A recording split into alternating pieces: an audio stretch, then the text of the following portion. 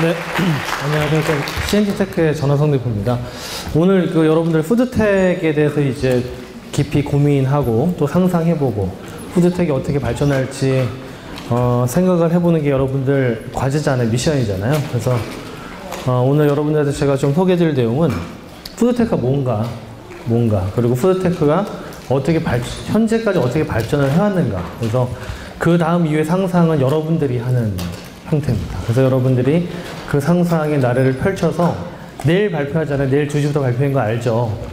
그리고 또 중간에 여러분 상상한 내용들을 조별로 제가 7시 반부터 또 코칭을 따로 해줄 거예요. 그러니까 오늘 지금 설명 잘 듣고 또 준비해가면서 중간에 제 코칭 한번 받고 이렇게 하시면 됩니다. 여러분들 대부분 여기 중학생이죠, 중학생. 혹시 뭐 고등학생도 있어요? 고등학생? 거의 중학생이구나. 제가 경영하는 이제 CNT테크는 푸드테크의 원조라는 얘기를 들어요. 여러분들 몇 년생이에요? 2년, 4년, 5년 막 그렇구나. 우리 회사가 언제 만들어졌냐면은 2003년. 여러분 태어나기 전에.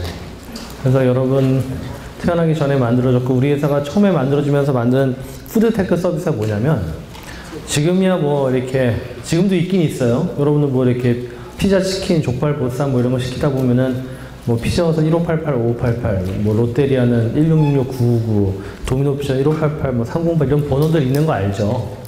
네, 그게 이제 푸드테크 주문의 시작이에요. 그걸 우리 회사가 2003년에 시작했고, 우리 2004년에는 이제 홈페이지에서 주문하는 거예요. 홈페이지에서 주문되는 거 당연하잖아요. 2004년에 또 혁신이었어요. 홈페이지 주문하기 우리가 시작했고, 또 2009년에 여러분의 아기 때 이제 여러분이 뭐 지금이야 당연하지만 그때는 아이폰 뭐 이런 스마트폰 나온 게 그때 충격적인 사건이었어요. 그래서 거기 맞춰서 또 앱 주문들이 나왔어요. 뭐 KFC나 버거킹이나 앱들이 다 따로 있잖아요. 그런 것들이 다 제가 창업한 CNT테크라는 회사에서 한 거였고, 여러분들 혹시 카카오톡 여기 안 쓰는 사람 다 쓰죠? 안 쓰는 사람이 있구나. 안 써도 돼요. 뭐 안 쓸 수도 있지 뭐.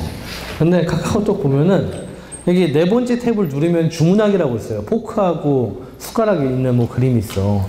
그걸 누르면 주문이 이렇게 돼요. 내가 얘기했었던 모바일 앱들 다 합쳐놓은 게 카카오 주문하기. 이것도 우리가 하는 거예요. 그리고 여러분들 혹시 햄버거, 뭐 버거킹이나 KFC 가서 햄버거 사 먹을 때 키오스크 본 적 있어요? 기기에다 주문하기. 네, 그것도 우리가 하는 거예요. 그래서 여러분들에게 주문하는 모든 채널을 CNT테크라는 회사에서 해요. 근데 그게 우리나라뿐만 아니라 뭐 중국, 홍콩, 대만, 뭐 태국, 필리핀, 뭐 심지어 여러분 몽골이라는 데 알아요? 몽골? 몽골까지 이제 서비스를 제공을 하고 있어요. 그래서 우리나라 이제 푸드테크, 특히 IT 부분에 대해서는 원조격 회사다라는 얘기를 듣고, 또 투자도 되게 많이 했어요. 우리 회사가 이제 지금 얘기한 건 소프트웨어 회사지만은 투자도 되게 많이 해요. 그래서 특히 푸드텍 분야에 투자를 많이 했어요. 여러분 혹시 쿠켓이라는 회사 들어봤어요? 쿠켓? 쿠켓 뭐 쿠켓 상점 이런 거 들어봤죠? 오늘 뭐 먹지? 페이스북에 오늘 뭐 먹지? 유튜브에 오늘 뭐 먹지? 이게 우리가 투자하는 회사예요. 투자하는 회사. 그래서 지금 회사 가치가 500억 원이에요. 500억 원. 그리고 또 우리가 푸드텍 중에 투자하는 회사 뭐 달리셔스, 여러분 아직 잘 모르겠다. 공유주방 이런 얘기 들어봤는지 모르겠는데, 뭐 달리셔스라는 회사, 뭐 더 만만한 회사, 뭐 혼밥이네 만찬이라는 회사, 뭐 그런 등등등 해서 푸드텍 기업에 지금까지 38개 투자했고, 총 투자한 기업은 이제 80개 투자를 했어요. 그래서 그 기업들도 여러분들처럼 푸드텍이 뭐지? 푸드텍에 대해서 흥미를 가지고 공부를 하다가 자기가 창업하고 싶은 분야를 창업해가지고 지금 여기서 큰 기업들을 이뤄나가고 있는 거예요. 그래서 여러분들 이 과정이 카이스트 IP 기업가 과정이잖아요. 그래서 기업가, 여러분들은 이제 어린 나이지만은 기업가 정신을 배우고 어떤 식으로 스타트업을 만들어 가는지를, 그러니까 스타트업 기업, 시작하는 기업을 어떻게 만드는지를 배워서 이렇게 어린 나이에 빨리 기업인이 될 수 있는 자질을 갖추는 과정이 이 과정이에요. 그래서 이 푸드텍 분야에 대해서 마음껏 상상의 나래를 펼쳐서 푸드텍이 이게 처음이 될 것 같아. 이런 상상을 해보는 되게 재미있는 1박 2일 시간이 될 거예요. 재밌겠죠? 학교보다 훨씬 재밌지 뭐 상상하고 미래를 예측하고 이런 것이니까 훨씬 재밌어요. 자, 이게 좀 고장이 나가지고 잠깐만요. 선생님 이게 안 움직이네요. 잠시 다시 해볼게요. 되네. 네. 간단한 이제 제 소개예요. 그래서 저도 이제 카이스트 학내벤처로 사업을 시작해가지고 사업한 지 19년 7개월 됐어요. 여러분들 19년 7개월 살아본 사람 없죠? 여러분이 산 나이보다 사업을 훨씬 길게 했어요. 자, 여러분 푸드테크 그러면 여러분들이 제일 먼저 생각나는 게 뭐 배달의 민족, 요기요 이런 거잖아요. 그렇죠? 여러분 배달의 민족 요기요 써본 사람 많죠? 네. 카카오 줌락이 있어요. 카카오 줌락이. 아무튼 뭐 이런 것들인데 중국 가면은 중국 똑같은 서비스들이 있어요. 뭐 으얼러마. 여러분 여기 혹시 중국에 온 친구 있어요? 으얼러마가 무슨 얘기냐면 배고파 뭐 그런 얘기예요. 뭐 따종 메이뚜안 뭐 이런 뭐 바이두 이런 서비스들이 있어요. 똑같아요. 근데 이제 이게 미국을 가면은 또 똑같은 게 또 있어요. 우버이트 있고 유럽에 가면 딜리버리 히어로 있고 딜리버리 히어로가 사실 우리나라 요기요예요. 요기요는 사실 독일 회사예요. 그리고 동남아시아 가면은 그래빗도 있고 푸드판다 이런 게 있어요. 푸드판다도 딜리버리 히어로예요. 이름을 이제 걔네들은 진출할 때마다 그 나라의 친숙한 이름을 바꿔요. 그래서 이런 배달앱이 푸드테크인가? 라는 생각을 많이 하지만 배달앱은 푸드테크의 아주 일부예요. 아주 일부예요. 그럼 이제 푸드테크이 뭔지 뭐 여러 가지를 알아볼게요. 푸드테크 그러면은 여러분들이 미국에 가서 구글에다가 푸드테크 여러분들 네이버 말고 구글 쓰는 사람 나 네이버 안 써서 구글 되게 많네. 역시 카이스트 IP 과정에 지원할 정도면은 굉장히 도전적으로 사는 학생들인데 역시 그렇네요. 그럼 구글을 미국 가서 그대로 구글에다가 푸드텍 이렇게 치잖아요. 그러면은 이런 게 나와요. 대체식량. 여러분 대체식량이 왜 필요할까요? 대체식량이 왜 필요할까요? 응? 그렇지. 식량난도 올 수 있고 또 지금 자체로도 여러분들 고기 맛있게 먹고 우유 맛있지만 그 소들을 키워내면서 나오는 환경 오염 이슈도 굉장히 커요. 그리고 식량 부족이 장기적으로 있을 거란 예상은 누구나 하고 있죠. 여러분들 설국열차 봤어요? 설국열차? 설국열차 보면 거기 대체식량 나오잖아. 영양갱처럼 생긴 거. 그 재료가 뭐예요? 바퀴벌레. 근데 실제 곤충을 활용한 대체식량 연구도 어마어마하게 일어나요. 곤충. 나도 미국 가서 곤충으로 만든 햄버거 패티를 활용한 햄버거 먹어봤거든요. 뭐 큰 차이 없어요. 왜냐면은 우리도 어렸을 때부터 여러분들은 뭐 아니겠네. 여러분들 번데기 먹어봤어요? 맛있잖아. 네, 맛있어요. 그러니까 뭐 아무튼 뭐 대체식량이 되는 거예요. 그래서 이게 어떤 얘기냐면은 쇠고기를 만드는데 소를 키워서 잡아다 만드는 게 아니라 소 근육세포를 가지고 고기를 만드는 거예요. 유전공학을 활용해서 소 근육세포를 배양해서 고기를 만드는 거지. 그리고 여러분 콩고기 먹어봤어요? 콩고기?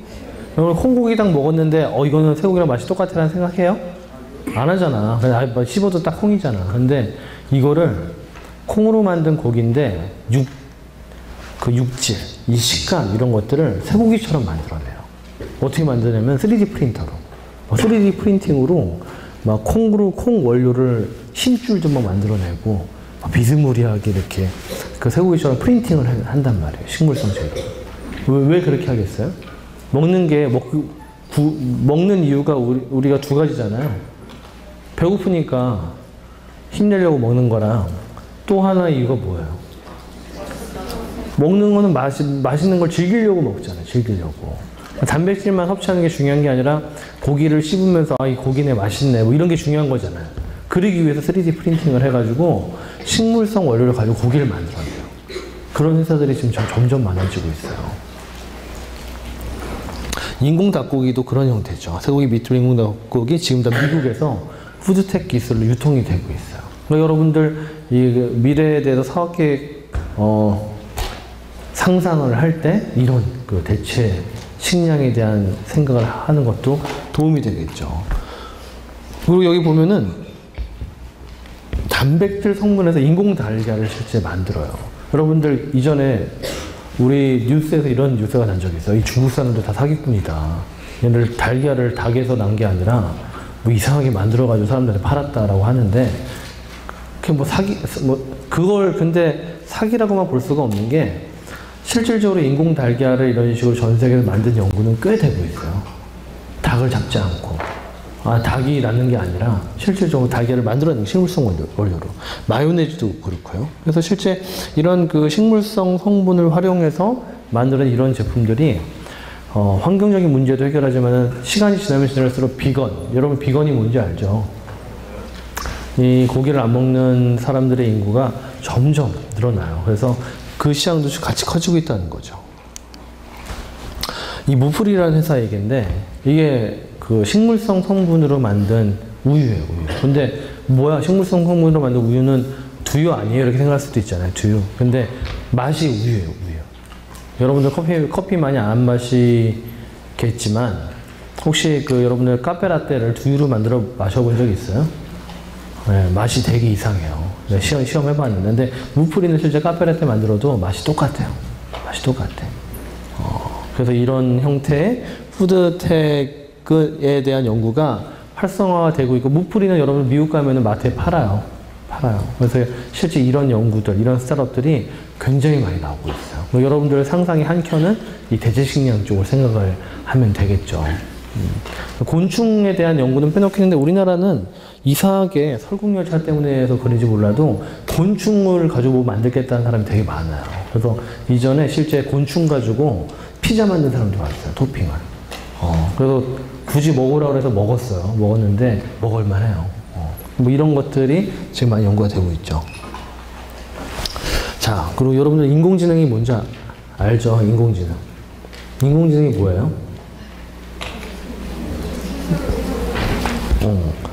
그 인공지능이 영어로 AI잖아요. Artificial Intelligence. 아무튼 그 아티피셜이 뭔가 가공한 지적인 무언가 이런 형태의 의미잖아요. 그래서 이 아티피셜 그 인공지능의 개념을 뭐 이름으로 풀어서 설명한다기보다는, 인공지능에 있어서 이제 제일 여러분 메모해놔요. 인공지능에 있어서 제일 중요한 세 가지가 있어요. 세 가지. 인공지능 그러면 이 세 가지가 없으면 인공지능이 안 돼. 첫 번째가 뭐냐면은 학습 데이터예요. 학습 데이터. 기계가 인간처럼 뭔가 사고를 인간처럼 뭔가 이렇게 판단을 할 수 있는 거는, 인간은 실질적으로 그 가지고 있는 그 생물학적 판단 능력이 있어요, 인간은.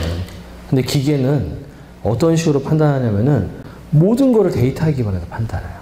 그래서 이 데이터를 기반해서 판단을 하도록 모형을 만들어요. 그걸 이제 인공지능의 모델링이라고 하는데, 이 모델링을 위해서는 반드시 학습 데이터를 수집하고 학습을 시켜야 돼요, 학습.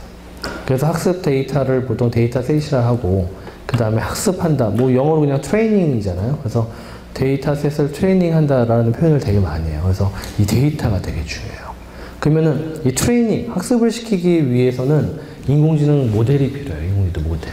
그래서 두 번째 요소가 인공지능 모델의 알고리즘이래요. 알고리즘. 인공지능 알고리즘. 여러분 알고리즘이라는 얘기는 들어봤죠? 들어봤어요? 그래서 알고리즘 중에, 인공지능 중에 요즘에 제일 많이 회자되고 제일 보편화된 알고리즘이 여러분 한 번쯤 들어봤을 텐데, 딥러닝이라는 알고리즘이에요. 딥러닝 알고리즘이에요. 딥러닝. 근데 딥러닝 알고리즘은 원래 이름이 딥러닝이 아니에요. 원래 이름은 딥 뉴럴 넷이에요. 딥 뉴럴 네트워크. 뉴럴 네트워크가 뭐냐면은, 여러분 뇌 안에 생물 시간에 배웠죠. 뉴런이 있잖아요. 뉴런. 뇌 안에 뉴런이 있는 거 알아요? 뉴런이 전기신호를 반짝반짝 보내면서 이렇게 연산을 하잖아요. 근데 그 뉴런이 네트워킹이 돼 있는 거잖아요. 거미줄처럼. 그 뉴런이 네트워킹 돼 있는 것들을 형상화시켜서 알고리즘을 만들었다라고 해서 뉴럴 네트워크 알고리즘이라고 해요. 근데 뉴럴 네트워크 알고리즘은 기본적으로 연산량이 어마어마해요. 여러분들은 지금 기계가 연산량, 그러니까 여러분들은 뭐 그런 얘기를 들어본 적이 없잖아요. 뭐 펜티엄 3 이런 얘기, 펜티엄 2 이런 거 들어봤어요? 역사 속에 있어요, 역사 속에. 나 같은 경우는 이제 그거를 실제 써던 사람이에요. 컴퓨터가 너무 느려가지고 연산량을 줄이는 게 일이었어요. 여러분들 지금 스마트폰이 옛날에 내가 대학 다닐 때 소프트웨어 개발하던 펜티엄 3보다 20배 빨라요.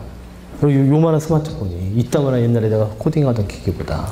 근데 이 스마트폰보다 20배가 느린 그 기기에서 인공지능을 개발하려고 하니까 너무 느려서 쓸 수가 없는 거예요. 그래서 늘 인공지능을 개발하면은 이 연산량을 줄이는 게 이슈였어요. 연산량.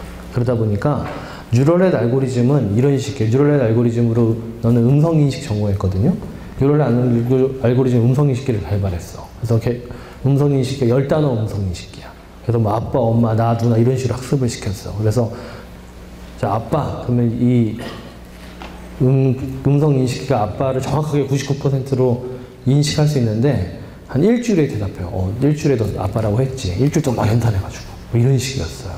연산량을 줄여야 되잖아. 그래서 이 연산량을 인위적으로 줄였다고 해서 Artificial Neural Network 그 줄이니까 ANN이잖아요. 그래서 AN을 알고 좀 많이 썼어요. 근데 이게 기기가 점점 좋아지잖아. 스마트폰 나오고. 그리고 여러분은 기기가 점점 좋아지는 거 플러스 크라우드 컴퓨팅이라는 기법이 도입이 돼요. 여러분 크라우드 컴퓨팅이 뭔지 알아요? 크라우드 컴퓨팅이 뭐냐면은 여러분 이세돌하고 알파고 바둑둔 얘기는 알아요? 알죠? 2015년 얘기니까. 2015년에 이세돌하고 알파고하고 바둑두어서 누가 이겼어요? 알파고가 이겼잖아. 근데 알파고가 실제 서버가 몇 대였는지 알아요? 서버가 200대였어요. 200대. 전 세계에 200대. 그러니까 200대의 서버가 논리적으로 하나의 알파고를 만든 거잖아요. 이게 크라우드 컴퓨팅이에요. 서버 200대, 뭐 1000대, 몇만 대도 논리적으로 하나로 만들 수 있는 게 크라우드 컴퓨팅이라는 기법이에요. 인공지능은 실제 이 연산량에서 자유로워지면서 현재 똑똑한 인공지능이 나오게 된 건데 이 뉴럴 네트워크를 크라우드 컴퓨팅을 해버리니까 뭐 서버를 1000대 써가지고 실시간으로 연산을 해버리는 거예요. 그래서 아티피셜이 굳이 필요가 없게 된 거예요. 아티피셜이라는 단어를 빼고 그냥 있는 그대로 한다. 딥하게 연산하자. 그래서 딥 뉴럴 네트워크.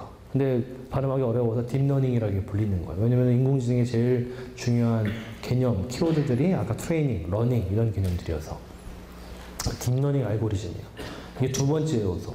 첫 번째가 데이터, 두 번째가 알고리즘, 세 번째가 연산하는 기계들, 연산 기기의 혁신이 뭐라 그랬죠? 크라우드 컴퓨팅. 하나의 서버, 여러분 서버가 뭔지 알죠? 그 연산량이 굉장히 빠른 PC 같은 애를 서버라고 보통 해요. 서버. 이 여러분들이 뭐 이렇게 스마트폰에 치더라도 여기 이제 그 뭐 네이버 크라우드로 올라갔는데 크라우드 안에 보면은 뭐 서버가 몇백 대 있고 뭐 이런 식이에요. 그래서 이런 그 연산하는 기계들 이게 3대 요소예요. 데이터, 알고리즘, 연산하는 기계. 그래서 이 3대 요소가 당연히 푸드텍에도 결합이 될 수가 있어요. 푸드텍에도.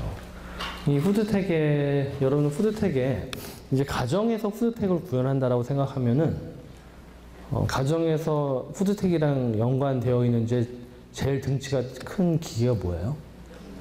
냉장고잖아. 여기 냉장고 등치 되게 큰데 안에 공간도 많아. 공간도. 이 안에 빈 공간에다가 이 연산할 수 있는 기계를 넣기도 되게 쉽게 돼 있어요. 그래서 이 푸드텍 관점에서 집에서 뭔가 푸드텍에 관련된 연산하는 중심은 냉장고가 될 거다라는 예측을 되게 많이 해요. 그래서 냉장고를 보면은 냉장고에 이제 화면이 들어가고 여기서 레시피들을 볼 수 있어요. 레시피들. 괜찮아요? 어느 학생 괜찮아요? 갑자기 숨 넘어가는 소리가 들렸는데 숨 넘어갈 것 같으면 얘기해야 돼요. 알겠죠? 그래서 그 냉장고에서는 레시피라는 걸 볼 수 있게 돼 있어요. 레시피가 뭔지 알아요? 레시피가 이제 음식 만드는 설계도잖아. 뭐 이렇게 오이를 프라이팬에 뿌려라, 뭐 이렇게 면을 넣고 뒤집어라, 후추 뭐 이런 게 레시피예요. 레시피. 그 레시피를 보여주는데 이 레시피를 그냥 보여주는 게 아니라 이것도 여러분 메모해야 돼. 인공지능의 굉장히 중요한 개념 중에 하나가 인공지능의 목적 중에 하나는 개인화의 목적이 있다고 해요. 개인화가 뭐냐면 인공지능은 각 한 사람마다 그 사람만을 위한 무언가를 제공을 하는 목적이 되게 커요. 실제 예를 들어서 여러분들이 뭐 쿠팡에서 뭘 산다. 그럼 쿠팡이 이 사람의 성향은 이러니까 오늘 이걸 구매할 것 같은데 이런 식으로 추천을 요즘 해주는 게 다 인공지능이 하는 일들이에요. 이 레시피도 같은 관점에서 보면은 이 사람은 고혈압이 있고 그리고 실제 고혈압이 있음에도 불구하고 또 매운 걸 좋아하고 이 사람 보면 오늘 이런 거 먹을 것 같은데 이런 레시피를 해줘야 되겠다. 이런 식으로 냉장고가 추천을 해주는 레시피를. 근데 추천을 해주면서 그 냉장고에 식재료가 있어야 될 거 아니에요. 추천을 딱 해서 알았어 이거 해먹을게 냉장고 열었는데 그 재료가 없어. 근데 인공지능은 그거를 발주를 해줘요. 추천한 레시피를 보고 자동으로 쿠팡이나 마켓컬리 같은 데 연결을 해가지고 야 대파 갖다 놔. 야 양파 갖다 놔. 그래서 발주하면은 쿠팡이 갖다 놓으면 냉장고에 집어넣으면은 그래서 이 레시피가 늘 냉장고 안을 카메라로 보고 있어요. 그래서 아니 없는 재료 가지고 레시피를 뭐 만들려고 그러면 사람 놀리는 거잖아요. 그래서 너 냉장고에 이러이러한 게 있고 너 몸 상태가 이러니까 이걸 해 먹어. 이런 식이에요. 몸 상태는 어떻게 할까요? 몸 상태는 여러분들 스마트워치 이런 것들이 신체 정보를 트래킹할 수 있어요. 그래서 신체 정보를 트래킹하는 이런 그 스마트워치가 이 냉장고와 연결이 돼 있고 여기서 내 몸 상태를 보고 얘는 오늘 싱겁게 먹어야 되겠는데 그러니까 냉장고에 이런 재료가 있으니까 이렇게 레시피를 만들려고 해야 되겠다라고 하는 게 냉장고에 들어간 레시피 푸드테크예요. 알겠죠? 그러면 이 상태에서 더 많은 상상을 할 수 있겠죠. 어떤 상상을 할 수 있겠어요, 이 상태에서. 근데 이미 여러분 상상한 게 또 이미 나와 있어요. 이 다음 단계 상상해야 돼. 그러면은 그거 보고 만드는 거 귀찮잖아. 그렇잖아요. 레시피 나왔는데 귀찮네. 근데 그거를 이제 로봇가 만들어주는 거예요. 실제 여러분들 이 로봇은 CES라고 하는 라스베가스 IT 행사가 있어요. 2017, 18, 19, 3년 연속으로 이 푸드테크의 로봇 파일들이 나왔어요. 로봇 파일들. 그래서 냉장고에서 꺼내가지고 막 요리를 막 해. 요리를 막 해요. 실제 요리해요. 그래서 냉장고에서 이게 수십 개의 모터 관절들이 이게 와가지고 막 썰고 해가지고 그냥 요리를 해준다는 거죠. 이게 이렇게 생겼어요, 여러분. 싱크대 위에 이렇게 레일을 왔다 갔다 하면서 막 설거지도 하고 냉장고 꺼내기도 하고 뭐 집어넣고 다 해줘요. 다 해줘요. 여러분 이게 여기 가격 나와 있죠. 1,600만 원인데 저게 비쌀까요? 비싸다고 생각해요? 싸다고 생각해요? 1,600만 원. 네. 1,600만 원 연봉 주고 요리사 못 구해요. 근데 저 로봇은 아까 냉장고 레시피랑 연결해서 레시피를 2,000개까지 2,000개의 모든 요리를 다 해내. 그래서 한 사람이 2,000개 요리 할 수 있어요? 못해요. 근데 얘는 계속 가르치면 하는 거야. 계속. 그리고 이 사람 몸 상태에 맞춰서 먹어야만 하는 식재료를 계속 추천해주니까 사람은 더 건강해지고 맛있는 거 먹고 이런 형태를 도와주는 로봇이에요. 이게 여러분 여기까지 나온 기술들이에요. 그러니까 지금 이런 기술들을 활용해서 여러분의 한 단계 더 상상해서 앞으로 이런 모델이 될 거야. 이런 모델이 될 거야. 이렇게 여러분들 계속 상상의 나래를 덧붙여서 미래의 사업 모델들을, 미래의 사업들을 한번 생각해 보면 되는 거예요. 여러분 3D 프린팅 들어봤죠? 요즘에 3D 프린팅 아까도 잠깐 얘기했었는데 이 식물성 재료를 이제 마치 고기처럼 만드는 게 점점 많아지고 있어요. 점점 많아지고 있는데 이 식물성 재료를 고기처럼 만들 때 식감을 위해서 3D 프린팅을 많이 활용을 하고 있어요. 이 식감을 위해서. 그러면 어떤 식감, 아까도 얘기했었지만 고기의 식감을 3D 프린팅으로 구현을 한 걸 제가 맛을 몇 번 봤어요. 저희 몇 개, 한 2개 정도 스타트업에 우리가 또 이쪽 투자를 검토하고 있거든요. 그래서 그 스타트업 가서 3D 프린팅으로 찍어낸 고기들을 씹어봤더니, 이게 정말 이게 고기인지 콩인지 알 수가 없는 그런 식감을 만들어내더라고요. 그래서 이 시장도 생각보다 굉장히 커요. 그리고 그거 외에도, 피자도 토핑할 때, 여러분 피자 토핑 혹시 해본 적 있어요? 피자 토핑할 때 도우가 뭔지 알죠? 도우를 핀 다음에 그 위에다가 토마토 소스를 발라요. 뭐 붓으로 바르는 게 아니라 국자로 훅 떠가지고 국자 뒤편으로 이렇게 발라서 핀 다음에 그 다음에 치즈 토핑을 한단 말이에요. 근데 사람 손으로 얼마나 정교하게 토마토 소스를 발라서 피고 그 다음에 치즈 모짜렐라 치즈를 얼마나 정교하게 잘 흩어뿌리는 이런 뭐 경험에 의해서 이제 맛이 좌지우지 되는데 그걸 사실 3D 프린터가 해요, 지금은. 3D 프린터가 굉장히 정교하게 토마토 소스와 모짜렐라 치즈와 같은 것들을 프린팅을 해버려요, 피자 위에다가. 생각보다 맛이 굉장히 견고하고 맛있고, 그리고 이 파스타 같은 것들도, 여러분 그 파스타가 쫄깃하려면, 뭐 짜장면이 쫄깃하려면은 어떻게 해야지 쫄깃해져요? 응? 반죽을 엄청 잘해야 돼, 반죽을. 그래서 보통 여러분들 그 중국집 맛인데, 중국 짜장면 맛인데 찾아가 보면 주방장들의 공통점이 뭔지 아나요? 팔뚝이 엄청 굵어. 반죽을 힘있게 해가지고. 그래서 반죽을 조금이라도 더 해야 되겠다, 뭐 그래서 그 이전에도 뭐 중국집 짜장면 경진에 나가면은 다 반죽에 승부 걸어요, 반죽에. 근데 이 3D 프린팅이 그 문제를 해결해 주는 거예요. 기기가 반죽하니까 좀 힘이 좋겠어요. 그걸 반죽해가지고 짜장면 돌려서 뽑잖아요. 짜장면 어떻게 뽑는지 알죠? 막 돌려서 뽑아내잖아요. 근데 이거를 3D 프린터니까 돌릴 필요가 있어요? 그냥 한 방에 쭉 뽑아버려요, 한 방에. 굉장히 쫄깃하고 맛있어요. 실제 3D 프린터가 만들어내는 면들이 훨씬 요즘에 경쟁력이 있죠. 여기 뽑아내는 장면이에요, 지금. 그리고 아까도 잠깐 얘기했었지만은 키오스크. 키오스크가 매장마다 지금 들어가고 있잖아요. 키오스크가. 매장마다 들어가고 있는데, 이 키오스크 자동 주문이 점점 더 정교해져요. 우리도 이제 키오스크를, 여러분들 홍콩이나 뭐 대만 또 필리핀 가면은 그 우리 회사가 수출한 키오스크는 카메라가 다 달려 있어요. 카메라가. 근데 카메라가 무슨 역할을 하냐면은 애기가 이렇게 세잖아요. 그러면은 키오스크 화면이 되게 높잖아. 그 애기인 걸 인지하고 화면이 쭉 낮아져요. 그리고 이제 또 딱 섰는데 그 정장입은 남자야. 그리고 시간이 아침 시간대야. 그러면 화면이 커피 플러스 알파 화면부터 시작해요. 그 사람이 그걸 먹을 확률이 높으니까. 그래서 이런 식으로 카메라를 기반으로 마치 사람처럼 이렇게 대응해주는 그런 것도. 여러분들 저 같은 해외 출장을 많이 가니까 해외 출장 가면은 제가 늘 가던 호텔에 가면은 이제 체크인 할 때 전화석 나오면은 거기 서버들이 웃으면서 웰컴백 이렇게 해줘요. 우리 집도 아닌데 다시 잘 왔다고. 그렇게 기분 되게 좋아요. 그 웰컴백 그 얘기 들려고 그 호텔만 가. 근데 이제 키오스크까지 그런 역할을 해요. 키오스크가. 우리가 설치한 키오스크들은 이 사람이 한번 왔다 가잖아요. 그럼 딱, 얘 또 왔네? 그러면은 웰컴백 그래요. KFC가 진짜 집도 아닌데 그렇게 맞아줘요.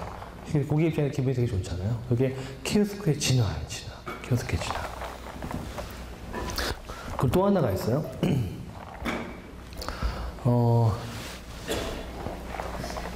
여러분들, 혹시 볼 시간이 될지 모르겠는데, 유튜브에서 내 이름 검색하면은 내 유튜브 나와요. 전화성의 CNTV라고 나오는데, 거기, 배달의 민족의 유럽의 어느 TV 프로그램에서 우리 회사 왔다가, 그 다음 배달의 민족 가서 찍은 영상이 있어요. 그거 한번 꼭 보세요. 거기 보면은, 배달의 민족의 2층에 가보면 실제 서빙 로봇 만들어 놓은 게 있어요. 서빙 로봇. 그래서 커피 이렇게 주문하잖아요. 그러면 서빙 로봇이 갖다 줘. 그래서 손으로 또 픽업하면 돼요. 그 영상이 있어요. 그거 한번 꼭 보세요. 근데 그 서빙 로봇 영상 외에도 실제 이런 기법도 있어요. 이게 뭐냐면은 예를 들어서 이제 우리가 주문을 할 때 키오스크에서 하잖아요. 근데 키오스크 말고도 여러 가지 테이블 주문 방식이 있어요. 테이블 주문을 어떻게 하냐면은 타블릿 PC, 뭐 갤럭시 탭 이런 아이패드 이런 타블릿 PC에서 주문을 해서 갖다 줄 수도 있는데, 또는 그 테이블에 QR코드를 스마트폰으로 읽으면 메뉴판이 올라오기도 해요. 또 다른 방식이 뭐냐면은, 이게 다 우리가 투자한 회사들이 하는 기법들이에요. 또 다른 방식이 뭐냐면은, 거기 여러분 진동벨 있잖아요, 진동벨. 진동벨을 누르면 내 스마트폰에 블루투스가 그 진동벨 이벤트를 인식해서 내 스마트폰에 주문하면 뜨게 할 수 있어요. QR코드보다 훨씬 편하죠. 그러니까 이런 기법들로 주문을 하는데, 갖다 주는 게 어려워요, 갖다 주는 게. 그래서 아까 그 영상 보면은 배달의 민족이 그 로봇으로 갖다 주는 방식도 있는데, 여기 보면은 맨 끝에 있는 게 어떤 방식이냐면은 레일로 갖다 줘요. 천정에 레일이 있어서 주방에서 그 고객의 테이블까지 레일로 배달을 하는 거예요. 레일로 배달을. 그런 기법이 있어요. 그러니까 여러분들 지금 푸드텍 여러 가지 분야 얘기하고 있는데, 레스토랑 내부에서 푸드텍에 의한 혁신도 아직도 많이 남았어요. 많이 남았어요. 어떤 혁신거리가 남았는지 상상하고 거기에 대해서 계속 상상의 나래를 펼쳐가는 게 굉장히 중요해요.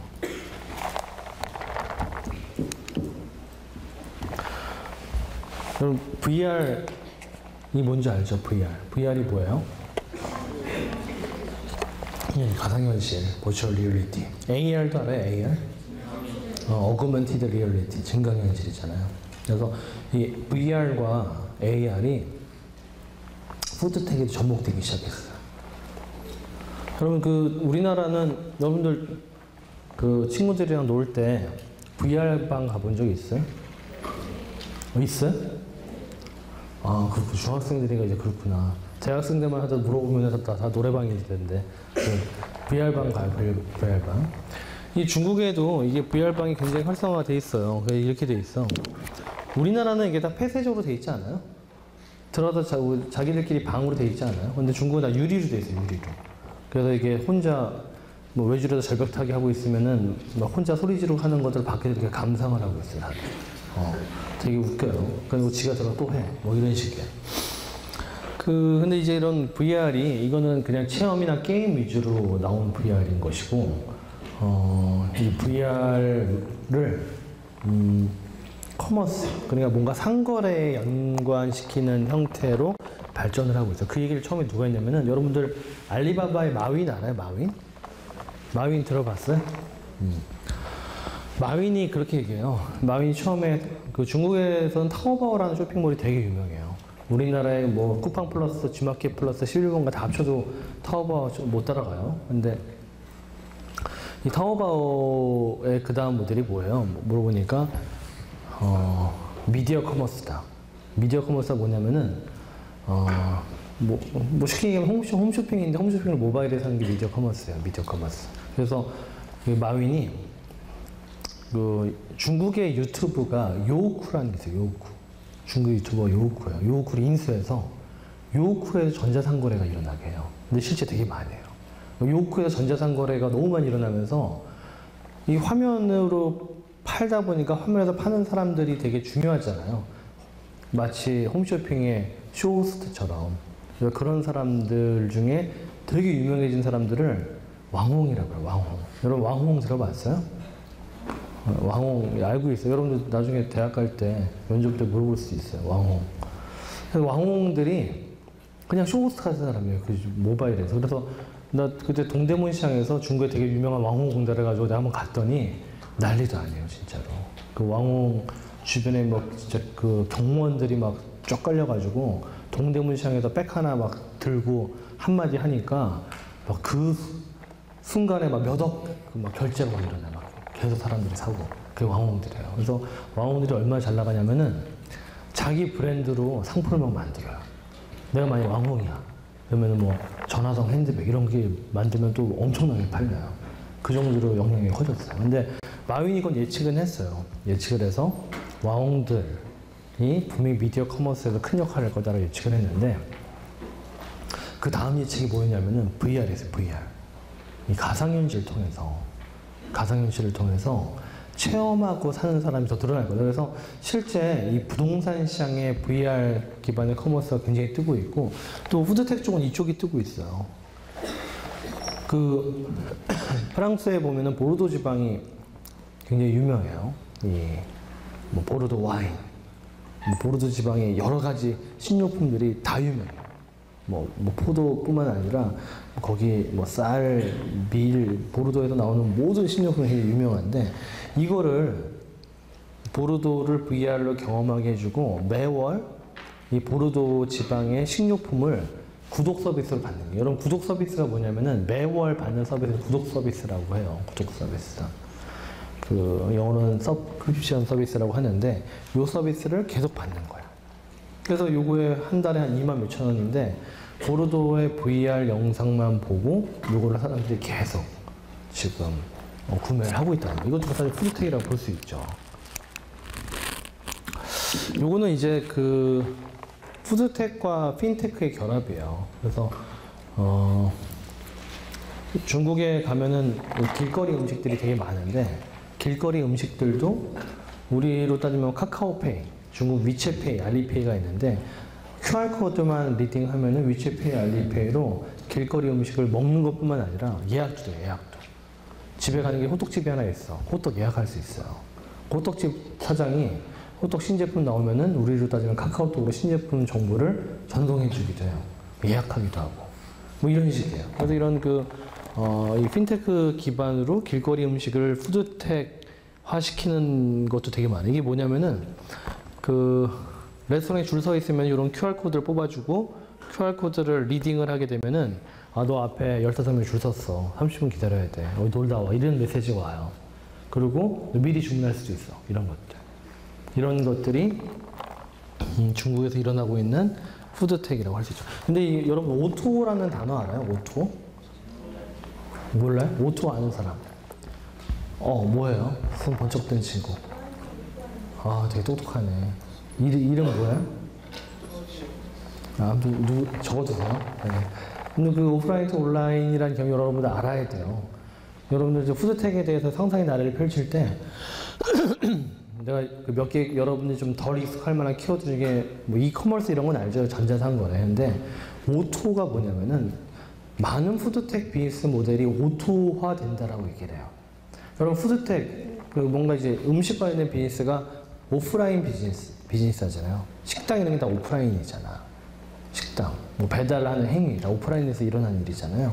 이 오프라인에서 일어나는 일, 오프라인에서 만들어진 음식, 배달과 같은 서비스 이런 것들을 온라인 상으로 올리는 것들을 오토라고 해요. 오토. 온라인 투 오프라인, 오프라인 투 온라인 양쪽 다 돼요. 오프라인 투 온라인 이렇게 이거를 온라인으로 끄집어내는 걸 다 오토라고 해요. 그래서 지금 내가 얘기한 여러 사례들 중에 이런 오프라인을 온라인화 시킨 사례가 상당히 많이 포함이 되어 있어요. 이건 중국에서 우리나라의 뭐 카카오톡 내부에 이렇게 주문 사이트를 구현한 사례인데, 요거는 뭐 지금 여러분들의 상상과 거리가 있으니까 좀 넘어갈게요. 그리고 이 푸드텍에서 빼놓을 수 없는 분야가 식자재예요, 식자재. 여러분 식자재가 뭔지 알죠? 어머니들이 이제 마트에서 식자재 장봐 오시잖아요. 그 식자재. 근데 요즘에 여러분 어머니들 장 잘 안 보이시죠? 마켓컬리에서 주문하지 않아요? 쿠팡이나? 그렇죠. 아니, 이게 물어보는 거예요. 궁금해서. 안 그래요? 그럼 요즘 이마트가 적자 보잖아요. 적자. 그럼 이마트가 창살에 처음 적자 봤어요. 적자를 왜 봤을까요? 쿠팡하고 마켓컬리 때문에. 다 온라인으로 사니까, 식자재를. 그 시장이 점점 커져요, 여러분들. 지금 그 시장이 점점 커져요. 그래서 이게 식자재만 파는 사이트들이에요. 식자재만 파는 사이트. 우리가 투자한 회사 중에 요 식자재만 운영하는 회사들이 있어요. 식자재 오투. 식자재 오투. 첫 번째 회사가 더만마라는 회사예요. 더만마. 마트에서 집까지 식자재만 배송해주는 앱 서비스예요. 월 매출 지금 30억 넘었어요. 되게 잘 돼요. 또 하나가 리테일형이라는 회사예요. 리테일형은 여러분 중도메인이 뭐냐면은, 여러분 가락동에 농수산물 시장 있는 거 알죠? 알아요? 서울 가락동이라는 데가 있어요. 거기 농산물 시장이 있어. 근데 거기 보면은 굉장히 큰 창고를 가지고 있는 사장님들이 있어요. 그 창고에 들어가 보면은 막 사과, 배, 아니면 야채, 뭐 몇 톤씩 있어요. 몇 톤씩. 아침마다 경매하고. 그 경매를 하는 주체들, 그 큰 창고를 가지고 그런 것들을 사서 이런 이제 그 유통업자들에 주는 그 주체들을 중도메인이라고 해요. 중도메인. 그 중도메인들이 있는데, 그 중도메인들이 결국 유통업자 통해서 일반적으로 식자재들이 마트나 식당으로 가요. 식당으로. 마트나 식당으로. 그래서 그 중도메인부터 식당까지를 오토화시킨 회사에 우리가 투자를 했어요. 리테일형이라고. 서비스 및 푸드팡인데, 푸드팡도 지금 올해 매출이 40억이 넘었어요. 40억이. 이 시장이 점점 커지고 있어요. 이 회사들이 성장한다는 거는 시간이 가면 갈수록 이마트나 홈플러스는 매출이 줄어든다는 얘기예요. 줄어든다는 얘기.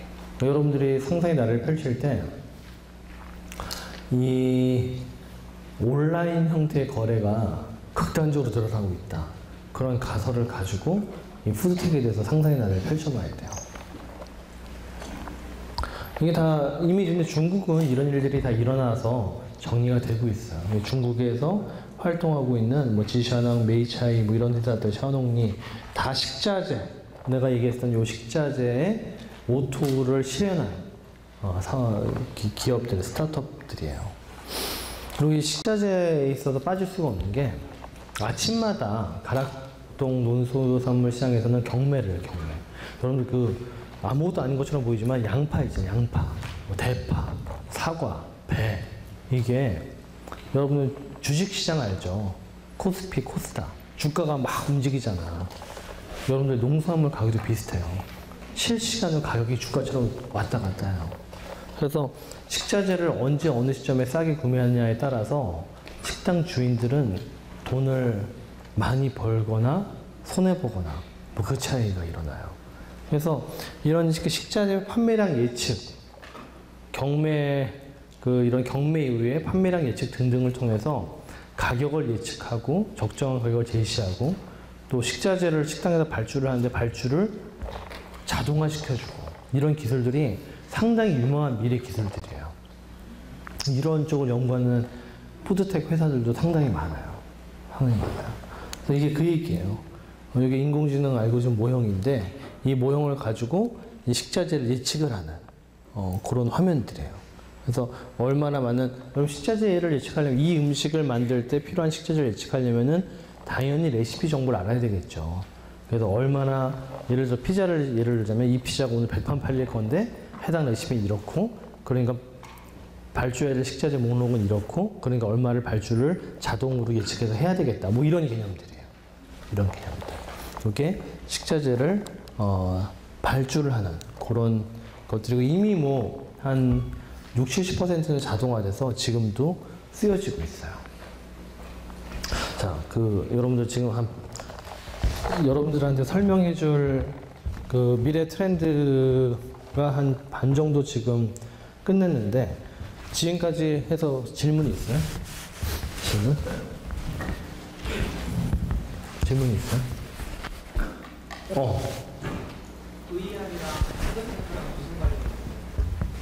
아까 설명했는데, 그랬잖아. 마윈이 그렇게 얘기했다 그랬잖아요. 체험을 하고 구매하게 한다. 체험을 하고.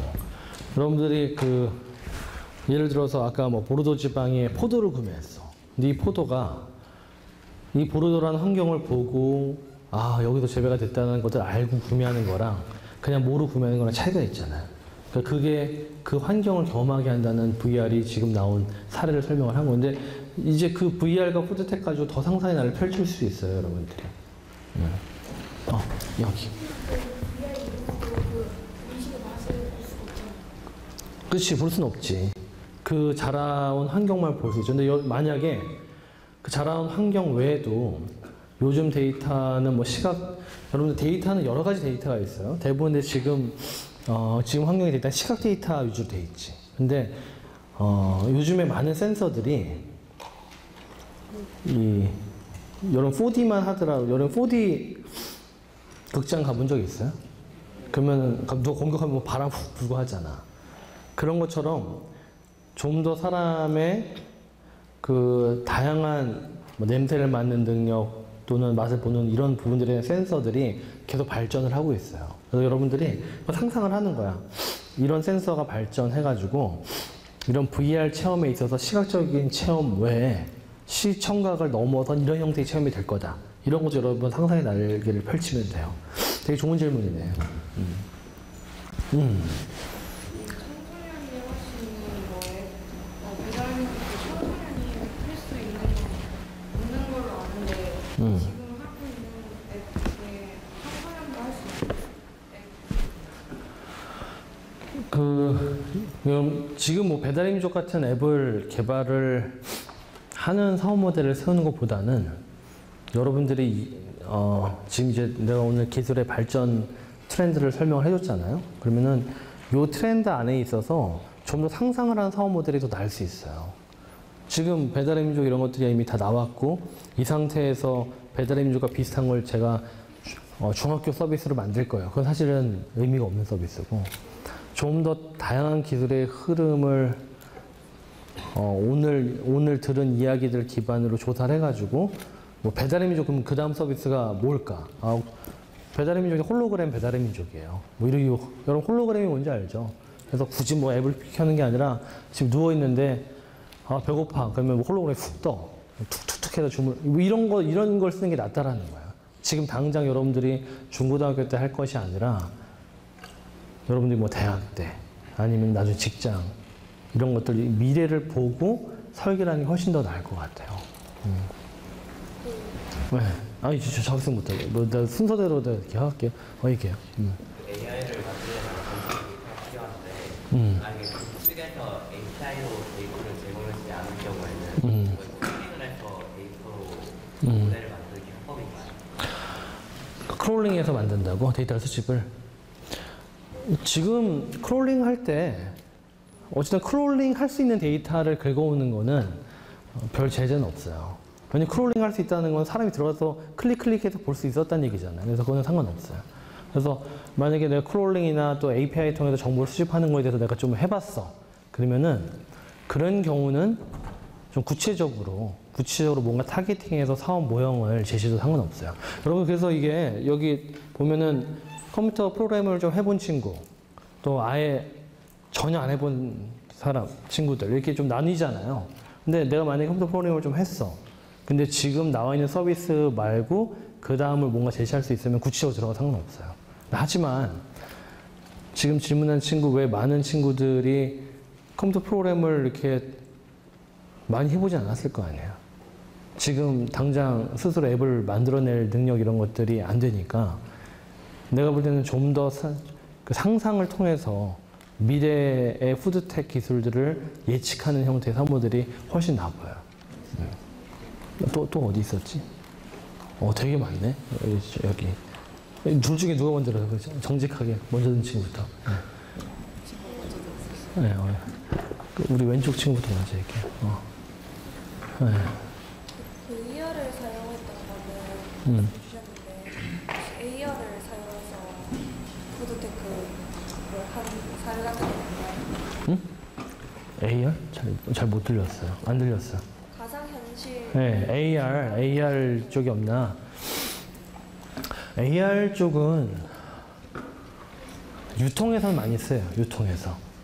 그러니까 AR이라는 거는 여러분들 AR 사례를 보면은 뭐 포켓몬 해본 사람 알겠지만은 바닥에다 이렇게 쭉 끌어올리면은 여기 아무것도 없는데 하니까 뭐 문 나오고 막 그런 식이잖아요.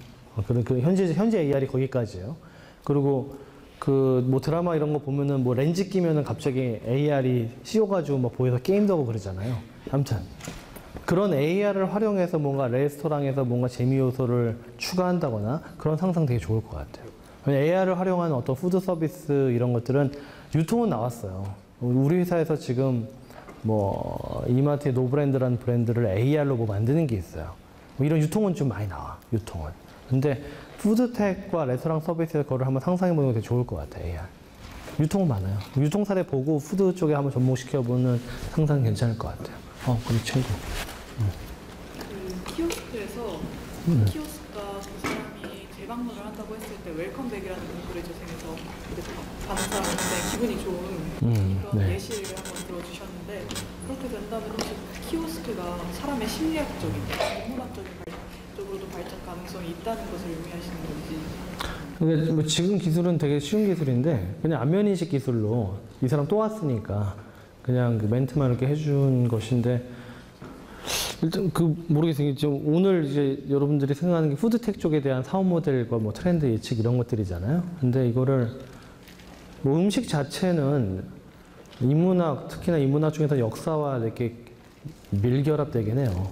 역사학뿐만 아니라 이런 지정학적인 부분도 많이 연관을 미치잖아요. 뭐 일단 음식 그리면은 프랑스 요리, 뭐 중국 중식, 뭐 일식, 뭐 한식 해가지고 지역색을 타고 또 음식이 언제부터 시작됐지 이런 것들 사람들 궁금해 하잖아요.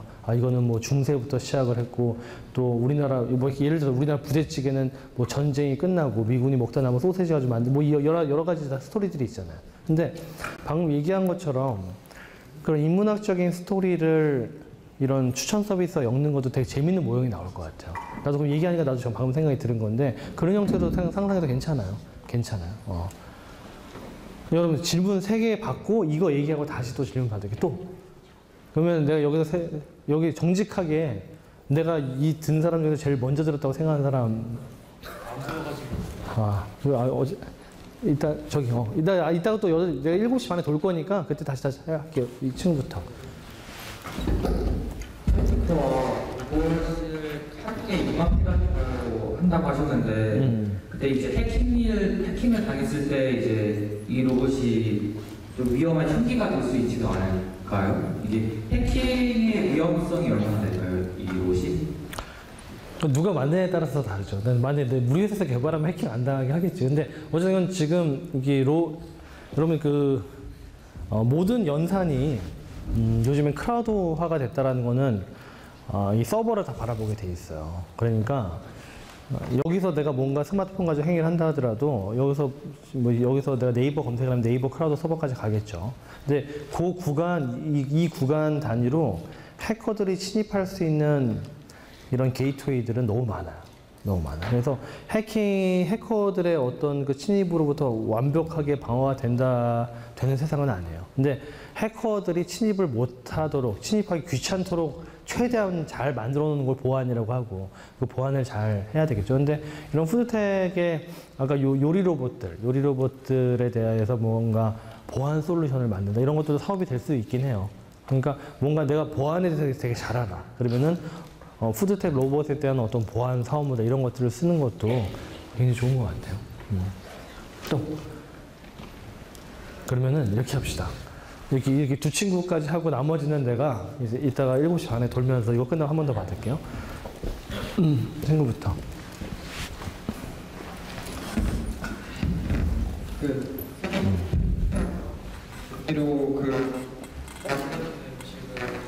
재료는 어디서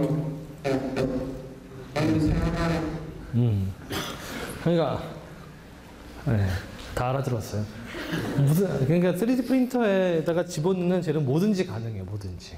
아까 보았던 거는 당연히 면이니까 당연히 밀가루 집어넣을 수 있고 초콜릿도 넣을 수 있고 그리고 뭐 젤리도 넣기도 하고 뭐 심지어 뭐도 넣더라.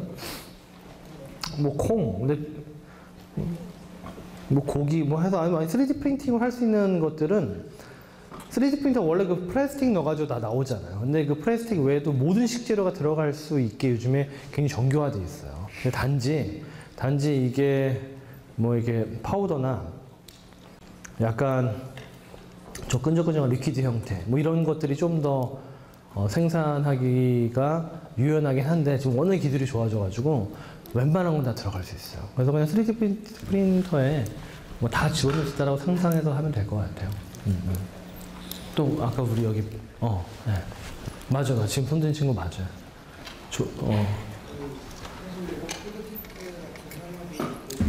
단기간에 국상상을 한 걸로 알고 있고,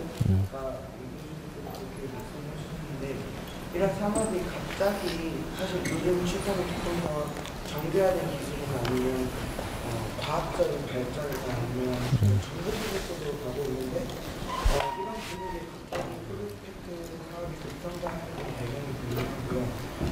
근데 이게 언제까지 계속 이런 성장세가 계속될 수 있을지 어떻게 생각하시나요? 근데 이 푸드텍 분야는 인간의 삶에 밀접하잖아요. 모든 산업을 보면은 의식주하고 연관된 거는 늘 시장이 커요. 옷 시장 크잖아요. 그리고 맨날 그 아파트 지금도 지어야 되잖아. 주시장. 식시장 원래 커요, 원래 크고, 보통 우리가 사업 모델을 설계할 때 사업 아이디어를 어떻게 발견해요? 이렇게 물어보면은 내가 제일 많이 경험한 분야의 문제를 정리하고 그 문제를 해결하면 사업이 된다. 이렇게 얘기를 해요. 근데 모든 사람들이 가장 많이 경험한 분야가, 공통적인 분야가 뭐예요? 맨날 먹잖아. 그러니까 먹는 경험은 누구나 하는 경험이니까 내가 음식을 먹었었던 경험에 문제를 정리해서 새로운 푸드텍 사업 모델을 제시하는 게 빈번할 수밖에 없는 거예요. 그러다 보니까 많은 경험치에서 나오는 여러 배달앱도 그렇게 나왔겠죠, 당연히. 그리고 또 그거 외에 아까 식자재도 마찬가지일 거고, 그리고 비건들이 왜 이렇게 먹을 게 없어라고 하면 비건 푸드도 그렇게 나왔을 것이고, 또 3D 프린팅으로 나오는 누군가 그렇게 했죠. 피자 토핑하는데 맨날 내가 이거 왜 토마토 소스 이렇게 정교하게 바르고 토핑 정교하게 하고 이걸 내가 왜 하고 있는 거야? 하면서 3D 프린팅 피자 토핑 머신이 나왔을 것이고 어떤 음식을 조리하거나 먹거나 서비스를 받거나 이 모든 불편함에 대해서 뭔가 내가 해결하고 싶다. 그러면 푸드텍 사무들이 되는 거야. 그러니까 푸드텍 사무들이 굉장히 많은 거고 우리 모두 경험하고 있으니까 문제 정의도 여러 가지가 되는 거예요. 그래서 오늘 여러분 학교에서 카이스트 IP 과정에서 푸드텍이라는 소재를 여러분들 준 가장 큰 이유가 여러분들이 지금 나이가 그렇게 많지가 않잖아요. 여러분들이 뭐 나처럼 소프트웨어 개발 경험 15년 이상 했다. 뭐 그럴 수가 없잖아, 지금. 태어나면서부터 했었던 경험 자체가 되게 적잖아요. 근데 그 경험치 중에 여러분들이 음식을 레스토랑 가서 먹고 배달시켜서 먹고 집에서 해 먹고 이 모든 경험치들은 많이 쌓여있잖아. 거기서 나온 이런 스타트업 기업들이 푸드텍이 굉장히 많고 여러분들은 푸드텍 관련해서는 충분히 상상할 수 있기 때문에 오늘 소재가 푸드텍이 된 거예요. 무슨 얘기인지 알겠죠? 그러니까 오늘은 나만 하더라도 지금 나이가 좀 됐잖아요. 그래가지고 상상의 나래를 잘 못 펼쳐요. 왜냐면 아는 게 많으면은 이건 안 될까, 저것도 안 될까, 이렇게 막 돼. 근데 여러분들은 상대적으로 상상의 날개를 펼치기가 되게 쉬운 나이란 말이에요. 그래서 오늘 내가 지금까지 나온 푸드텍 분야들을 설명을 했으니까 여기서 계속 한번 상상을 해가지고 그 사업 모델들을 한번 만들어 보면 좋을 것 같아요. 그럼 이거는 이제 어떤 산업적인 트렌드예요. 이게 우리 회사 소개 좀 넘어가고 지금 여러분들이 이제 음식을 시켜 먹고 있는데 이게 어떤 얘기냐면은 우리나라는 이런 외식업, 푸드테크는 외식업을 빼놓을 수가 없잖아요. 외식업이 상당히 크게 프랜차이즈화 되어 있는 나라예요. 프랜차이즈화 되어 있다는 건 무엇이냐면은 피자를 시키면은 동네 피자 이런 것들을 막 찾아서 시키는 게 아니라 피자, 도미노, 피자, 파파존스, 미스터피자 뭐 이거 중에 하나 먹으면 되지 뭐 이런 식인 거. 이런 브랜드들이 정형화된 그런 정도를 나타내는 게 프랜차이즈 지수라고 얘기하는데 실제 우리나라가 또 이제 프랜차이즈 사업자 비율이 상당히 높은 데다가 이 외식업 프랜차이즈가 요즘 좀 위기예요. 왜냐면은 배달앱들이 나오면서 동네 맛집들이 배달앱으로 올라가면서 프랜차이즈 위주로 배달점이 있었던 것이 배달하는 먹거리도 다양해지고 또 브랜드도 다양해진 거예요. 동네 맛집까지도. 가령 여러분들이 완전 애기 때 그때만 하더라도 어른들이 뭘 배달시켜 먹지 그러면은 5개 중에 하나였어요. 5개 중에 하나. 피자, 치킨, 햄버거, 짜장면. 하나 뭘까요? 족발. 되게 잘하네. 여기 좀 살았나 보네. 아무튼 5개 중에 하나예요. 5개 중에. 근데 이제 이게 배달앱이 되면서 이게 훅 늘어났어요. 너무 다양성이 커진 거야. 너무 다양성이 커졌어요. 그리고 이제 우리나라 프랜차이즈 보면은 브랜드 중에 외식업 브랜드 프랜차이즈도 여러분들 먹는 것만 있는 게 아니에요. 이게 이런 유통 쪽도 있어요. 유통 쪽도. 뭐 편의점, 뭐 GS25 이런 게 다 프랜차이즈예요. 세븐일레븐. 근데 이런 것들 중에 거의 70%가 외식이라는 거지. 근데 외식업이 보면은 지금 폐업률이 되게 높아요. 폐업률이 높다는 건 많이 망한다는 거지. 많이 망한 이유는 외식업 수도 되게 많고 경쟁도 치열해지고 시장은 줄어들고 지금 우리나라 소비가 점점 줄어들고 있다. IMF 직전처럼. 그러니까 이게 소비가 줄어드는 많은 부분 중에 하나도 외식업이에요. 그게 점점 힘들어진다는 거예요. 그래서 이게 외식업 같은 경우에는 평균 4.8년 만에 망하더라. 뭐 이런 굉장히 안 좋은 수치들이에요. 근데 이제 푸드텍을 여러분들 고민을 하다 보면은 현재 트렌드인 키워드들 좀 알 필요가 있어요. 근데 현재 푸드텍의 최고의 키워드가 혼밥이에요. 혼밥이 뭔지 알죠? 혼자 밥 먹는 혼밥. 여러분들 알면 안 되는 단어지만 뭐 혼술, 혼술 큰일 나요, 여러분들. 아무튼 나이 든 분들은 그런 키워드도 있고. 여러분들이 좋아하는 에버랜드 이런 데도, 이런 에버랜드 혼자 가면 안 되잖아, 에버랜드를. 어떻게 혼자 가. 근데 에버랜드 중에 광고 보면은 혼자 오라 그래요. 그러니까 혼자 하는 트렌드가 점점 많아져. 그 트렌드 이면에는 뭐가 있냐면은 1인 가구 증가가 있어요. 1인 가구 증가. 여러분들은 잘 모르겠지만 지금 40대들 중에 상당 부분들이 이제 결혼을 잘 안 하려고 그래요. 그럼 1인 가구가 계속 늘어나. 그래가지고 1인 가구가 지금 600만 명. 너무 크죠. 1인 가구 크다는 거는 혼자 밥 먹는 사람도 크다는 것이고 외식의 발전도 혼자 밥 먹는 형태로만 발전이 돼가는 거예요. 이런 트렌드들도 여러분들이 알고 있어야 돼요. 그래서 사업 모델을 짤 때 혼자 밥 먹을 때 곤란하지 않는 문, 앱. 실제 우리가 투자했어요. 혼밥인의 만찬이라고. 뭐 이런 것들이 현재에서 말이 되는 사업 모델이 됐단 말이에요. 그리고 또 하나가 뭐가 있냐면은 혼자 밥 먹으니까 나가서 먹기가 싫은 거야. 그래가지고 HMR, 가정식 이런 키워드가 되게 많아요. 밀키트 뭐 이런 거. 그래서 집에다가 HMR이나 밀키트 같은 거 해가지고 그냥 반조리 되어 있는 거 그냥 데워서 먹고 혼자 이런 시장이 점점 커지고 있어요. 그래서 여러분들 마켓 컬리가 커지는 거예요. 마켓 컬리 주문하는 사람들이 다 혼자서 집에서 먹는 사람들이 많고 그거에 맞춰서 주문하기 편한 HMR 제품들이 어마어마하게 많아요.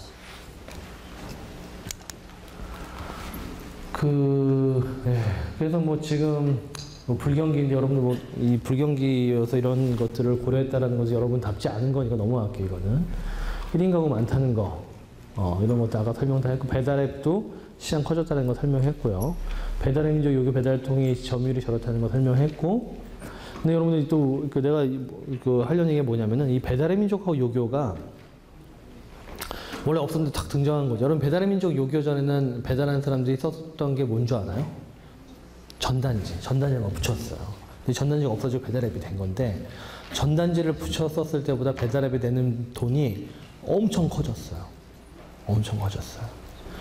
그럴 수밖에 없죠. 배달의 민족이 몇 개 안 되는 앱들이 독식을 해버리니까 돈을 많이 받아도 되잖아.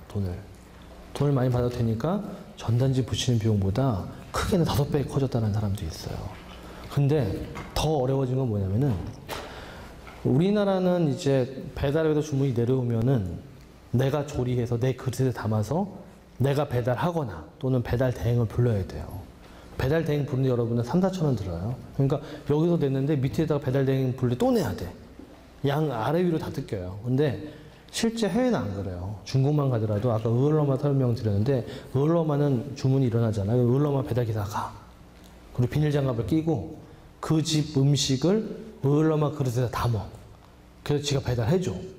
이렇게까지 다 해줘요. 그리고 배달의 민족보다 덜 받아가. 그러니까 사실 을러마나 따종메이뚜안 또는 뭐 동남아의 푸드판다 이런 브랜드들은 실제 그 식당 점주들이 그 사람들한테 되게 좀 고마워해요. 그냥 매출이 늘어나는 게 있는 음식 지네가 퍼다가 배달까지 해줍니다. 근데 우리가 좀 달라요. 우리는 어떻게 되냐면은 이렇게 배달앱에서 주문이 내려오면은 이 바로고 뭐 부름 이런 회사들이 배달만 또 해주는 거예요. 배달만. 그러니까 이중 거예요. 마케팅 비용, 배달 대행 비용. 되게 어려워요, 현실이. 그래서 나온 개념이 이 바로 크라우드 키친이에요. 공유 주방. 여러분들 그 상상의 나래를 펼쳐갈 때 지금은 빼놓을 수 없는 개념 중에 하나가 공유 경제. 여러분 공유 경제 되게 중요한 키워드예요. 아까 내가 오늘 몇 개 키워드 계속 설명한 것들 있잖아요. 인공지능의 아까 뭐 3개 요소라든지 또 그 이후에 뭐 AR, VR 몇 개 키워드들은 여러분 계속 머리에 넣어놓고 상상의 나래를 펼쳐야 돼요. 근데 그 중에 하나가 이제 마지막 키워드인데 공유 경제 키워드를 반드시 가지고 상상을 해야 돼요. 그래서 이 푸드테크에서 공유 경제에 해당하는 키워드는 공유 주방이에요. 공유 주방. 그 아래 위로 뜯기다 보니까 이 공유 주방을 할 수밖에 없게 돼 있어요. 왜냐면은 우리나라 외식업은 일단 아무리 배달 매장이라 하더라도 매장을 내고 인테리어하고 뭐 이러다 보면은 거의 1억 원 정도 지출해야 되는데 공유 주방 그렇지 않아요. 공유 주방은 한 6개월 정도 계약을 하고 한 달에 100만 원 정도 내면서 조리만 하면은 이 공유 주방 사업자가 배달 대행 플랫폼과 배달 앱 플랫폼에 연결해가지고 알아서 주문받고 배달해주고 하는 그런 형태의 굉장히 효율화된 모델이에요. 그래서 이 공유 주방을 방금 얘기한 것처럼 배달 앱, 배달 대행 이걸 전산학적으로 연결을 하잖아요. 그러면 이거를 크라우드 키친이라고 불러요. 크라우드 키친. 뭐 주방이 키친이니까 이 공유를 이 쉐어드라는 개념이 크라우드 개념으로 업데이트가 되는 거예요. 이 얘기를 그 우버 창업자인 켈러닉이라는 친구가 했어요. 켈러닉한테 야, 공유주방하고 크라우드 키친 차이가 뭐야 물어봤더니 공유주방은 주방만 공유하면 공유주방인데 여기다가 배달앱, 카페테리아, 키오스크, 그다음 배달 대행 요 세 개가 붙으면은 크라우드 키친이 돼 라고 하면서 이 친구가 우리나라에 공유주방 회사 하나 인수했어요. 그러면서 우리나라에 진출을 한 상태죠. 그래서 이 공유주방, 이 공유경제라는 개념이 포함된 이 공유주방에 대해서도 여러분 상상을 좀 해봐야 되는 것이고, 여기 실제 그 신테크 운영하는 공유주방이에요. 서울 공덕동에 있고, 거기 가면은 배달도 가능한데, 이 카페테리아에서 키오스크로 주문해요. 키오스크로 주문하면은, 이 공유주방에 있는 사람들은 KDS라는 것만 보면 돼요. KDS가 키친 디스플레이 시스템이에요. KDS에서 주문, 카페테리아 주문, 배달 주문 이런 것들이 올라오면은 그거 조리해 놓으면은 바로 이 조리된 것들을 홀 서버들이 손님 내지는 배달 라이더들한테 주게 돼 있는 그런 프로세스예요. 켈러닉이 얘가 켈러닉이에요. 얘 와서 그래서 한국이 상황이 이러하니 크라우드 키친 될 수밖에 없어서 자기가 진출을 한다. 뭐 이런 얘기를 했어요. 그래서 여러분들 이 공유주방은 근데 공유주방이라는 게 새로 나왔구나. 그렇지 않아요. 이 공유주방은 솔직히 10년 전에도 있었어요. 10년 전에 KBS의 뭐 추적 60분 이런 데 보면은 추적해서 들어갔더니 제가 전화를 해보겠습니다. 족발집. 그랬더니 한 가게인데 막 전화기가 막 울려요. 치킨집 옆에 울려요. 피자집 옆에 울려요. 이게 사실 그래서 그 집에서 전화기 10대가 있는데 피자, 치킨, 족발, 보쌈, 뭐 짜장면, 햄버거 다 있어. 그리고 거기 각각의 조리하는 사람들이 그 안에 다 만들어요. 촘촘히 서가지고. 사실 있었어요, 공유주방. 그리고 이 공유주방은 원래 불법이었어요, 불법인데 이게 지금 정부가 규제 샌드박스, 요즘 규제가 뭔지 알아요? 규제? 그런 얘기 들어봤어요? 우리나라 규제 때문에 잘 안 돼, 뭐 이런 얘기 들어봤어요? 우리나라는 이제 모든 산업을 할 때, 포서티브 규제라고 얘기를 해요. 그러니까 포서티브가 긍정적이라는 얘기인데, 이게 규제에선 좋은 얘기가 아니에요. 어떤 얘기냐면은, 우리나라의 규제 방식은 포서티브 규제인데, 이게, 이런 식이에요. 이것만 해야 돼, 이것만 해야 돼, 이것만 해야 돼, 이것만 해야 돼, 이렇게 써 있어요. 근데 이것만 해야 돼, 이것만 해야 돼, 라고 안 써 있으면은 못하는 게 우리나라예요. 근데 이제 거꾸로가 뭐냐면, 네거티브 규제예요, 네거티브 규제. 대표적으로 미국, 중국이에요. 근데 네거티브 규제는 뭐냐면은, 이것만 안 하면 돼, 이것만 안 하면 돼, 이것만 안 하면 돼. 이것만 안 하고 다 할 수 있어요. 근데 우리나라는 여기 써 있는 것만 해야 되다 보니까 이것도 원래 안 되는 거였어요. 근데 우리나라는 아직도 지금, 포서티브 규제이기 때문에 이런 것들을 하려면은 규제에다가 한 줄을 더 써놔야 돼요. 규제에다가. 그래서 규제 샌드박스가 뭐냐면은 규제가 없어서 못해요. 규제가 있어야지 사업을 할 수 있으니까. 그래서 이 규제 샌드박스에 이제 많은 사람들이 공유주방을 2년 동안은 허가한다. 그래가지고 아까 얘기했던 전화기 10대 있었던 주방이 지금 어떻게 변했냐면은 전화기 10대가 아니라 배달의 민족에서 주문 내려오는 거 10개 화면으로 바뀌어 있어요, 지금은. 그게 지금 양성화됐어요. 양성화되면서 구청에서도 제대로 이제 위생검사도 해주고 그런 형태가 돼 있어요. 사실 그래서 공유주방 그러면은 아직 별로 없잖아요 라고 얘기하지만은 음성화되어서 숨어 있었던 공유주방이 지금 현재 100개 이상 양성화돼서 지금 나오고 있는 상태예요. 요즘에 굉장히 핫한 트렌드예요, 공유주방. 자, 여러분들 내가 아까 이제 오늘 인공지능부터 시작해가지고 하나하나 트렌드를 짚어볼게요. 처음에 얘기했었던 게 대체식품, 푸드테크의 굉장히 큰 대체식품 얘기했었죠. 대체식품으로도 상상의 나를 펼칠 수 있고, 인공지능 설명하면서 가정 내 냉장고가 푸드테크의 홈서버 역할을 하면서 레시피를 몸의 건강 상태까지 체크해서 추천해 줄 수 있는 모델들이 있다라고 설명을 했었고, 그 다음에 로봇 얘기했었죠. 로봇. 레시피를 이제 사람이 하는 게 로봇가 할 수 있다. 로봇은 가정뿐만이 아니라 식당도 들어갈 수 있겠죠. 그 다음에 얘기했었던 게 키오스크 주문 얘기하면서 홀에 배달을 하는 홀 서빙 로봇하고 이런 레일로 이렇게 그 주방부터 테이블까지 배송하는 것도 얘기했었고, 그 다음에 얘기했었던 게 중국의 사례들, 핀테크 위에 있는 오토 길거리 음식들도 얘기했었어요. 그 다음에 식자재 배송도 얘기했었고, 그리고 마지막으로 여러분 하나 덧붙인 게 현재 우리나라 외식업계 상황상 공유 주방으로 갈 수밖에 없는 이유를 설명했고, 이 공유 경제 측면에서 왜 공유 주방이 앞으로 살아남을 것인지 이런 얘기들을 설명을 했어요. 그래서 지금 오늘 얘기한 트렌드들이 거의 빠짐없이 현재 2019년에 푸드테크의 트렌드 여러분들 다 짚어준 거예요. 그래서 이 얘기를 듣고 여러분들 이제 상상의 날개를 펼치면 돼요. 푸드테크. 여러분들 내가 아까 얘기했었잖아요. 사업 모델은 내 경험치에서 나온다고. 여러분들 계속 지금까지 태어난 지금까지 많이 먹었잖아.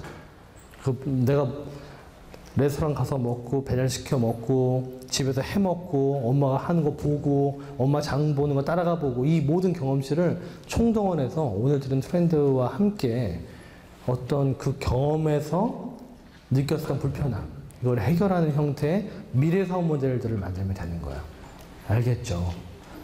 그럼 내가 7시 반부터 쭉 돌면서 다시 질문 받을 건데 아까 손 엄청 많이 들었었는데 3친구만 더 질문 받고 끝내도록 할게요. 자, 정직하게 하나, 둘, 셋. 여기 셋 이렇게 할게요.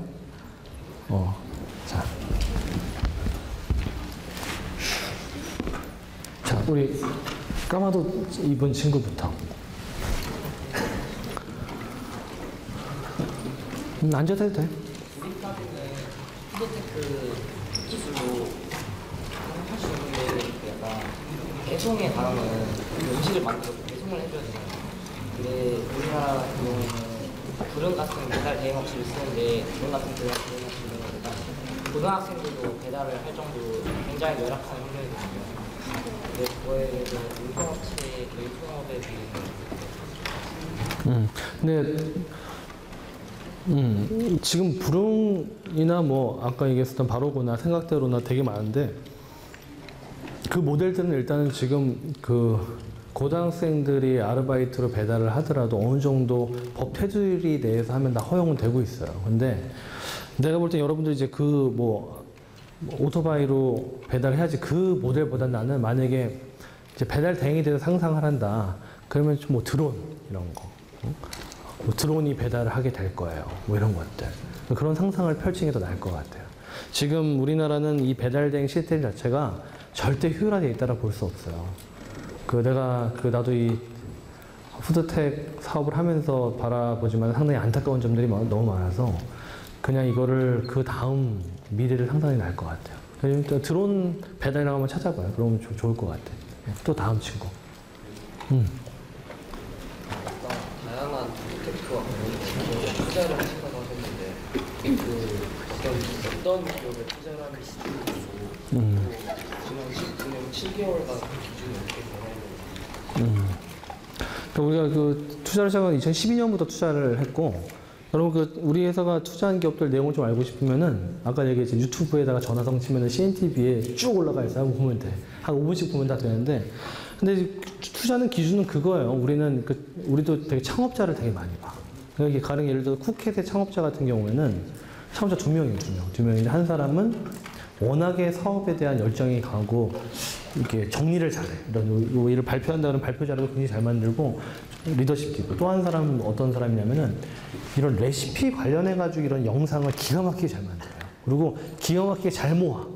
이거 한번 영상 여러분들 같이 주실래요? 그러면은 그 말에 홀려서 막 서로 영상 주고 막 난리 나요. 그래가지고 그게 오늘 먹을지 페이스북의 시작인데 그 두 사람의 그 열정 또 얘네들이라면은 뭔가 이 레시피를 가지고 커머스를 또 만들 수 있겠다. 그런 사람을 보고요. 그리고 아까 김민수 대표가 더만마 대표예요. 더만마 김민수 대표는 이 사람도 보통 분이 아닌 게 맨날 마트 사장을 하루에 10명씩 만나요. 그거 되게 힘든 일이에요. 하루에 마트 사장을 10명씩 만나는 거를 1년 동안 거의 하루도 안 빼고 다 한 거야. 전국에 있는 마트 사장을 이마트나 큰 데 빼고 거의 다 만난 거야. 그래가지고 마트 사장한테 김민수 아냐 그러면 모르는 사람이 없어요. 그래가지고 한 번에 그냥 마트에서 집까지 배송해주는 플랫폼을 만들어낸 거예요.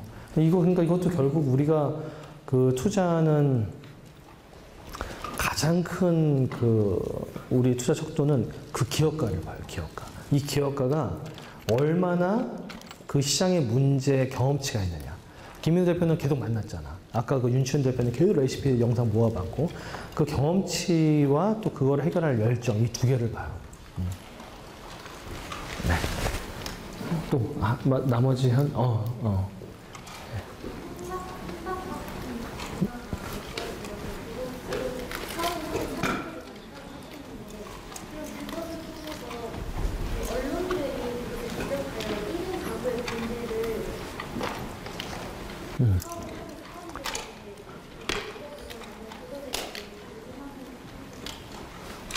맞아. 혼자 살려고 그러면 문제잖아요. 혼밥에는 만찬 너무 잘 만들어가지고, 나 결혼 안 하고 저거 혼밥 계속 먹으면서 죽을 때가 살 거면 문제잖아, 문제. 그래서 사실 맞아요. 여러분들 좋은 질문인데, 사업계획 세울 때 뭔가 사회에 긍정적인 영향을 미치는 사회적 요소를 집어넣는 것도 되게 중요해요. 그래서 혼밥이나 만찬도 얘기한 것처럼 혼자 먹는 사람들 위주로 하다가 내년 2월에 업데이트한 서비스가 뭐냐면은 혼자 먹는 사람들끼리 만나는 서비스를 런칭해요. 혼자 먹는 사람들끼리. 그러니까 내가 남자야. 먼저 혼자 밥 먹는 여자 찾기. 뭐 이런 거 이런 사회적인 순기능. 혼밥이나 만찬통에 밥 먹다 결혼하면은 뭐 냉장고 드림 뭐 이런 거 해요. 그러니까 그런 것들을 애드하는 것도 좋아요. 그러니까 사회적인 순기능 이런 것들 사업계획에 넣는 것들, 사회적인 의미 이런 것들 찾는 게 되게 중요해요. 되게 좋은 질문이에요. 여러분 아무튼 오늘 전반적으로 이제 푸드텍 트렌드라든지 또 사업 모델들 몇 개 했고 이제 여러분들이 최대한 상상을 많이 해봐요 이제. 이 키워드들을 가지고 또 요즘에 빼놓을 수가 없는 게 융합적인 사고. 요즘 시대도 뭐라 부르냐면은 초융합 시대라고 해요. 초융합 시대. 내가 얘기했었던 키워드들 있잖아. 이거를 융합적으로 사고하는 거. 융합적으로 사고해서 사문화를 만들어봐요. 알겠죠? 팀끼리 토의도 열심히 하고 여러 가지 또 토의를 막 하다 보면은 산으로 가니까 한 사람 정도 리더도 정리도 하기도 하고 이렇게 재밌게 한번 해봐요. 알겠죠? 학교보다 훨씬 재밌어요. 학교보다. 그러니까 재밌게 하고 7시 반에 내가 이따 돌 때 또 보도록 할게요. 네, 강의에서 마칠게요. 감사합니다.